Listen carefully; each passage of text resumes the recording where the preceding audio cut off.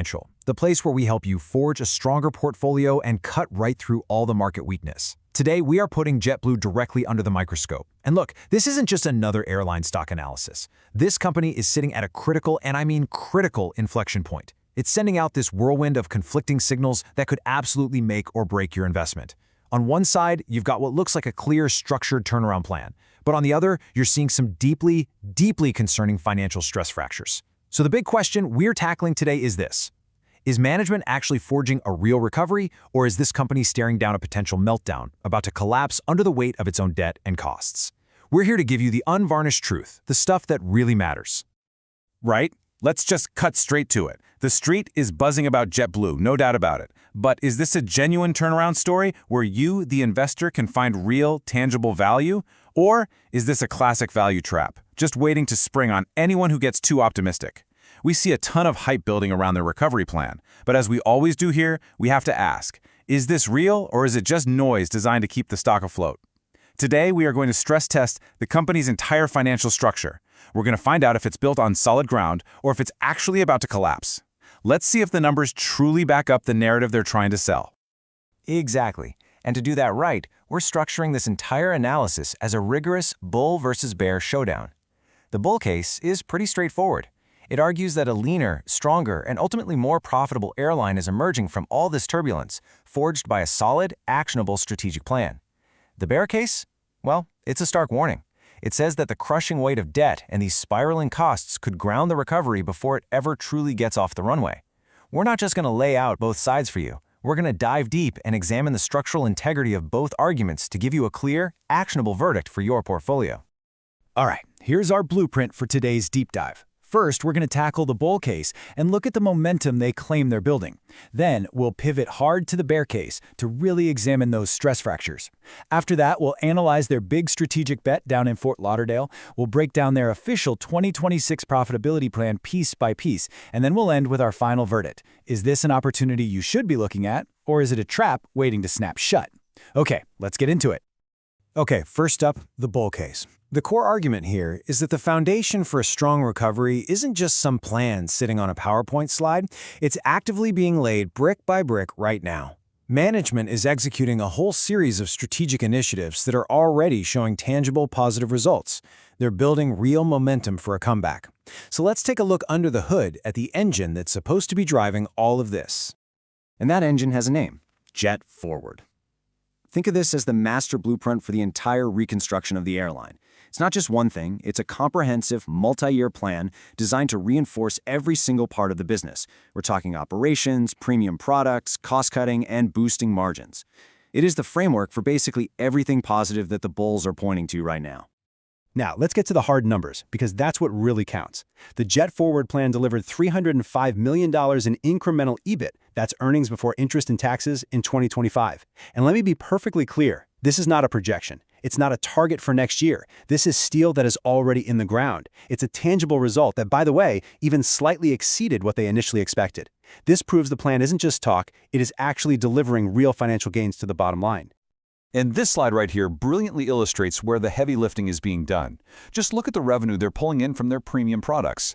In the fourth quarter of 2025, the revenue per available seat mile, or RAS, which is just a fancy way of saying how much money they make for every seat they fly 1 mile, for their premium services outperformed their basic core economy services by a massive 13 percentage points. This is absolutely critical.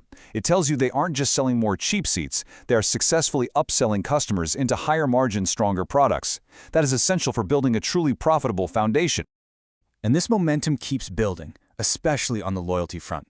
Their loyalty revenue grew by a solid 8% year over year, and now it makes up over 13% of the company's total revenue.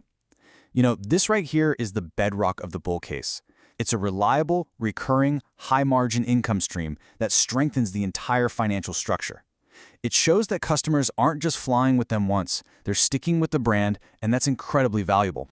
And this isn't just about some clever financial engineering, it's being driven by genuine customer satisfaction. What you're looking at here is a 17-point gain in their Net Promoter Score, or NPS, just since the start of 2024. This is a direct measure of customer loyalty and how willing people are to recommend the airline to friends and family. It's simple, really. Happier customers become repeat customers, and that loyalty is exactly what you saw in the previous slide, turning directly into hard cash. They are fixing the core experience, and it is absolutely paying off. And to put a capstone on the bull case, we have management's own words, straight from the front lines. The company's president, Martin St. George, stated it as plainly as you can on their last earnings call. Bookings are strong right now. This isn't some analyst projection or a hopeful guess. It is a direct observation of current, real-time demand. It suggests that all those strategies, the ones around premium products, loyalty, and customer service, are being validated by the market as we speak. All right, that all sounds pretty solid. You can't deny it, the JetForward plan is clearly making some progress. But here's the thing, having a strong blueprint doesn't mean the building can actually withstand a hurricane. So now we need to talk about the stress fractures. We have to look at the critical cracks in JetBlue's financial armor that simply cannot be ignored, no matter how good the plan looks on paper. Let's flip the coin and look at the other side of the ledger.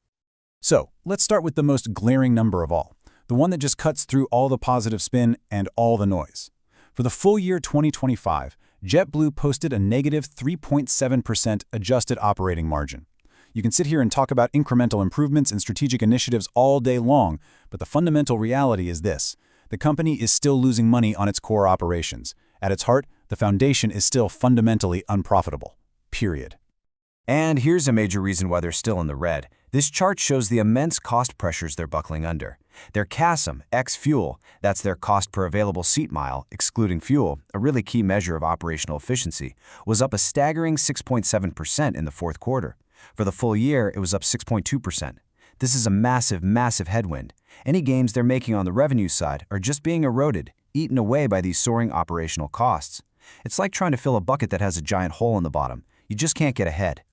Which brings me to the most crucial point, the debt. This is the weight that could cause the entire structure to collapse. For 2026 alone, JetBlue has to repay $800 million in debt. On top of that, they're facing around $580 million in interest expenses. You add that up, and that's nearly $1.4 billion in cash that has to go out the door, no questions asked. It is a non-negotiable cash drain. The question for any serious investor has to be, is the balance sheet anywhere near strong enough to service this massive burden while also trying to fund a turnaround? That's a huge ask. And hey, don't just take my word for it. This slide right here lists the major risks that JetBlue's own management team acknowledges in their public filings. We're talking about an extremely competitive industry, wildly volatile fuel prices, those significant debt obligations we just talked about, ongoing aircraft groundings because of engine issues, and increased maintenance costs as their fleet gets older. I mean, the list of potential hazards is long and it's serious. Any single one of these could be the crack that compromises this entire recovery plan. Okay, you're right. The risks and the debt load are undeniably heavy. No one can argue that. But management isn't just standing still and hoping for the best. They are making big, bold moves to try and counter these pressures. So let's analyze their most significant strategic pivot, this massive expansion down in Fort Lauderdale. The real question here is this a brilliant diversification to forge new strength and new revenue streams, or is it just a high-risk, desperate bet? Let's break it down. The numbers we have so far suggest it's actually a pretty calculated and tactical victory. They've capitalized on a major competitor pulling back capacity in the area, and they've moved in aggressively, adding over 20 new destinations and bumping up flights on a bunch of other routes. The initial fear was that this rapid growth would just dilute their revenue, but customer response has been much stronger than expected, cutting that anticipated revenue headwind in half, which is great to see. And they're also pushing their high-margin Mint product heavily down there. Okay, but is this move truly profitable in the long term? Or are they just chasing market share at a high cost to make the growth numbers look good? That's the billion-dollar question, isn't it? It's one thing to fill seats when you're the new game in town. It is a completely different thing to sustain profitable operations there for years to come against entrenched competitors who are absolutely going to fight back. For now, the early data does support the bull case, that this was a smart, opportunistic move. But you're right to be skeptical. The long-term profitability is still totally unproven. This right here is the key battleground for the stock over the next 18 months. So, with all that context, the bull's momentum, the bear's pressures, and this big strategic pivot in Florida, let's look at the official blueprint. This is management's explicit roadmap for how they plan to forge a path back to break-even profitability in 2026. We are going to lay out their plan number by number, and then we are going to scrutinize the key assumptions that are holding the whole thing up. Okay, here are the official numbers from their 2026 guidance. they're projecting pretty modest capacity growth, between 2.5 and 4.5%. Now, crucially, they expect revenue per seat mile, the RASP, to grow faster than capacity, somewhere between 2 and 5%. And at the same time, they plan to keep their non-fuel cost growth contained, between 1 and 3%. Now, if, and trust me, it is a very big if, they can hit these targets, the math works out. It leads them directly to a break-even or better operating margin for the full year. It's an absolute tightrope walk, but this is the path they've laid out for everyone to see. And this isn't just them pulling numbers out of thin air. They have broken down exactly where they expect that critical revenue growth to come from. This slide shows the 4 main pillars holding up their plan. They expect about 1 full percentage point of RASM growth just from their loyalty initiatives, another 3/4 of a point from product enhancements like more premium seating, 3/4 more from their partnerships, and then a final 0.5 point as their new network changes in places like Fort Lauderdale mature. But let's be skeptical here for a second. These are very, very precise estimates. What happens if the loyalty initiatives only deliver 0.5 point of growth? Or if those product enhancements take 6 months longer to roll out than planned? If any one of these pillars comes up short, the entire break-even structure could start to wobble, and fast. The execution has to be flawless. And in the airline industry, flawless execution is an incredibly rare commodity. All right, we have seen the bull's blueprint for recovery, and we've seen the bear's stress test, highlighting all those cracks in the foundation. Yep, we've analyzed the strategy and the numbers behind it. Now it is time to bring all of this evidence together for a final, decisive analysis. It's time for the verdict from Iron Financial. So let's weigh this out, side by side. The bulls have some strong, tangible evidence on their side. The JetForward plan is delivering over $300 million in real earnings. Their premium revenue strategy is clearly working, outperforming the core business by 13 points. And that big pivot to Fort Lauderdale, at least so far, appears to be successful. But the bears have equally powerful and maybe more terrifying counterpoints. The company is still fundamentally unprofitable with that negative 3.7% operating margin. They are facing an absolutely crushing debt load with an $800 million repayment coming due this year. And their cost pressures are just soaring, eating away at any progress they make on revenue. So our final verdict from Iron Financial is this. JetBlue is undeniably forging a path to recovery. The plan they have is credible, the execution on initiatives like JetForward is real, and there is tangible momentum building. However, the armor is dangerously thin. The financial pressures from their debt and their operational costs are immense, and they leave very, very little room for error. So for an investor, this is not a safe, foundational stock for your portfolio right now. It is a high-risk, high-reward special situation.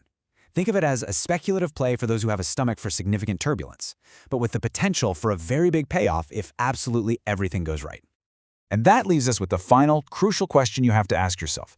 Management has laid out a clear flight plan, but the aircraft is carrying a very, very heavy burden of debt and costs. Will their strategic initiatives provide enough lift to finally achieve a stable cruising altitude of profitability in 2026? Or will the sheer weight of their financial obligations ultimately ground the entire enterprise? That is the core tension right there, and investors should remain extremely vigilant. This flight is far from over.